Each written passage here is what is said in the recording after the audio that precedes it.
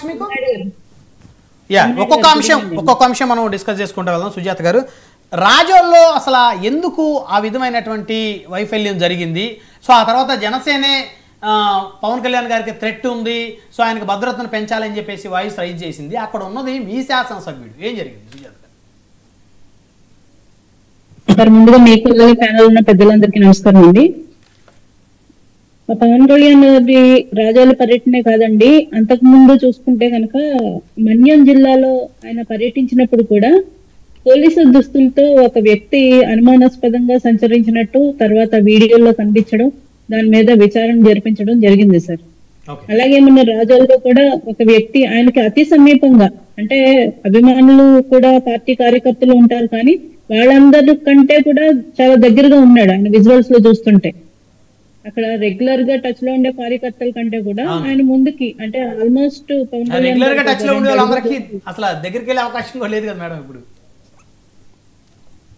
లేదండి, కార్యకర్తలు అందరికీ ఇచ్చిన, అక్కడ పార్టీ వాళ్ళు కానీ అక్కడ లోకల్ ఎమ్మెల్యే గారు ఇచ్చిన పాసుల ప్రకారమే ఆయన వెళ్ళాడు. కానీ అతని దగ్గర వివిఐపి పాస్ ఉంది, పాస్ వేసుకున్నాడు మెడలో.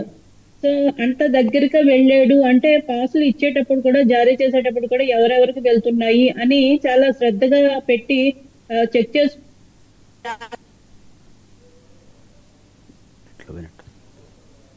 వినిపిస్తుంది సుజాత గారు? వినిపిస్తుందండి.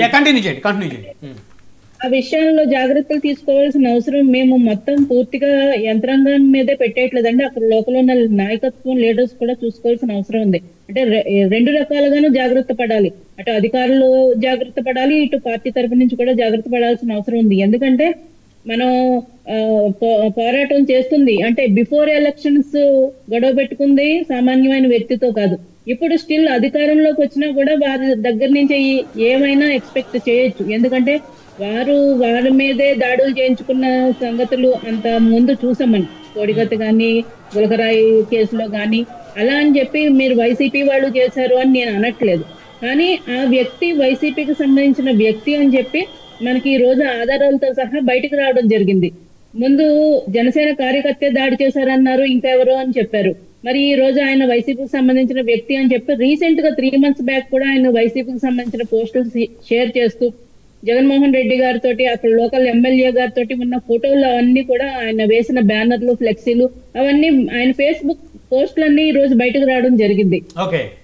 జనసేన సభ్యత్వం తీసుకున్నట్టు ఒక ఐడి కార్డు అయితే చూపిస్తున్నారు, కానీ చిరంజీవి గారి బ్లడ్ బ్యాంక్ లో ఎన్నోసార్లు రక్తదానం చేసినట్టు చూపిస్తున్నారు. చిరంజీవి గారి బ్లడ్ బ్యాంక్ లో రక్తదానం చేసిన వాళ్ళు ప్రతి ఒక్కళ్ళు జన సైనికులు అవ్వాలని కూడా లేదు. ఎంతో మంది చిరంజీవి గారి అభిమానులు రక్తదానం చేస్తుంటారు. చిరంజీవి గారిని అభిమానించే వాళ్ళు 100కి 100 మెంబర్స్ జనసేనలో లేరా సార్? చిరంజీవి గారి అభిమానులు దేశం మొత్తం ఉన్నారు సార్, అన్ని పార్టీల్లో కూడా ఉన్నారు, చిరంజీవి గారి అభిమానులు.